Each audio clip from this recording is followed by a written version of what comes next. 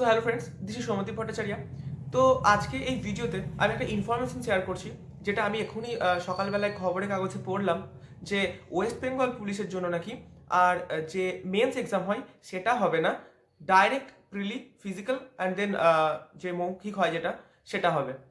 তো এটা আমি দেখলাম যে খবরের কাগজে বেরিয়েছে, তো সেটাই আমি শেয়ার করবো। আমি স্ক্রিনেই সামনে এখানটা করে লাগিয়ে দিচ্ছি, তোমরা দেখো যে ভাবলাম যে অনেকে তো থাকবে আমার চ্যানেলে যারা ওয়েস্ট বেঙ্গল পুলিশকে অ্যাসপায়ার করছো, তো তাদের জন্য একটা ইনফরমেশন খবরের কাগজে বেরিয়েছে। এখনো অফিসিয়ালি কোনো কিছু কিন্তু আসেনি, বাট খবরের কাগজে এসেছে, তো সেটা হতে পারে যে কোনো একটা অথেন্টিক। ওকে, না হলে তো আসবে না। তো আমি ভাবলাম সেটা শেয়ার করি তোমাদের সাথে। তো দেখো আমি পড়ছি যে দ্রুত নিয়োগে একটি পরীক্ষা কনস্টেবলদের। ওকে, তো কি বলছে সেখানে, যে কনস্টেবল পদে নিয়োগ দ্রুত করতে চাইছেন রাজ্য পুলিশ কর্তারা, এবং এর জন্য প্রাথমিক এবং মূল লিখিত পরীক্ষার বদলে একটি লিখিত পরীক্ষা গত মাসে প্রস্তাব পাঠানো হয়েছে নবান্নে। ওকে, নবান্নে অলরেডি নাকি এই প্রস্তাব পাঠানো হয়েছে। সূত্রের খবর, কনস্টেবল পদে 12,000 নিয়োগ ছাড়পত্র বেরিয়েছে। সে খবরটা তোমরা হয়তো অনেকেই জানো যে 12,000 একটা ভ্যাকান্সি আসতে চলেছে ওয়েস্ট বেঙ্গল পুলিশে। তো আহ, কি না, তার দ্রুত শেষ করার দুটির বদলে একটি পরীক্ষা করতে চাইছেন পুলিশ কর্তারা। ওকে, নবান্নের সূত্রের খবর, বর্তমানে কনস্টেবল নিয়োগে প্রথম প্রাথমিক লিখিত পরীক্ষা হয়, তারপর শারীরিক মাপযোগ এবং দক্ষতা পরীক্ষায় উত্তীর্ণ হলে মূল লিখিত পরীক্ষা, তাতে পাস করলে মৌখিক পরীক্ষা। মানে যেটা হয়ে থাকে প্রিলি, তারপরে মেন্স, প্রিলি, তারপরে রেজাল্ট আসে, দেন ফিজিক্যাল হয়, তারপরে মেন্স হয়, রেজাল্ট আসে, অ্যান্ড দেন লিখিত মৌখিক হয়। তো কিন্তু এখানে বলছে যে কি হবে, এক সরকারি কর্তা জানান পুরো প্রক্রিয়া প্রশিক্ষণ পর্ব শেষ করতে কমপক্ষে 6 মাসের বেশি সময় লাগছে। অবশ্যই কত প্রসেস, 6 মাসের বেশি লেগে যায় আমাদের এই প্রসেস কমপ্লিট হতে। ওই সময় কমাতেই একটি লিখিত পরীক্ষা করার প্রস্তাব, শুধু সময়কে কমাতে। নিয়োগ পরীক্ষার শেষে কনফার্ম তালিকার সঙ্গে একটি রিজার্ভ তালিকা রাখার কথাও বলা হয়েছে প্রস্তাবে। রিজার্ভ লিস্ট রাখা হচ্ছে। অনেক থাকে না যে অনেক স্টুডেন্ট বা অনেক থাকে যারা অন্য কোনো জব পেয়ে যায়, ফলে এটাকে টুইট করে, বাট ভ্যাকান্সিটা মানে আর অন্য কেউ পায় না, ফলে সেটা একটা কি হয়ে যায়, মানে বাদই থেকে যায় ভ্যাকান্সি, এরকম হয়ে থাকে। তো রিজার্ভ লিস্ট খুব প্রয়োজন প্রত্যেকটা এক্সামে, যেমন এমটিএসে যেমন নেই।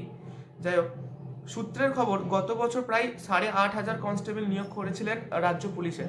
ওকে, সব প্রক্রিয়া শেষ করে প্রশিক্ষণের সময় দেখা গিয়েছিল উত্তীর্ণ তালিকার বেশ কয়েকজন তাতে যোগদান করেন। হ্যাঁ, তো যেটা আমি বললাম যে অনেকেই থাকে যারা আর সেখানে অ্যাপ্লাই বা যায় না, ট্রেনিংয়ে যায় না, ফলে সেই সিটটা ভ্যাকান্টি থেকে যায়। বাট সেটা যদি একটা রিজার্ভ লিস্ট থাকে, তাহলে যারা যাচ্ছে না, যেমন ডিফেন্সে এগুলো হয়ে থাকে, ঠিক আছে, এয়ারফোর্সে বলো বা কিছুতে, ওদের একটা রিজার্ভ লিস্ট থাকে, মানে তারা ওয়েটে থাকে, ওয়েটিং লিস্টে থাকে, যে যদি কেউ না যায় ট্রেনিং সেন্টারে তখন সেখানে তারা চলে যায়। এইরকম সিস্টেমগুলো ডিফেন্সে চলে, কিন্তু আমাদের এখানে চলে না। এমটিএসেও যেমন নেই, একটাই এক্সাম, সেই এক্সামে দেখা যাচ্ছে যে অনেকে হয়তো অন্য এক্সামে সিলেক্ট হয়ে গেছে, তো তারা তো আর যাবে না এমটিএসে, তাহলে সেই জন্য কাট অফটা তো হাই হয়ে গেল, তারা তো এক্সাম তো দিয়ে গেল।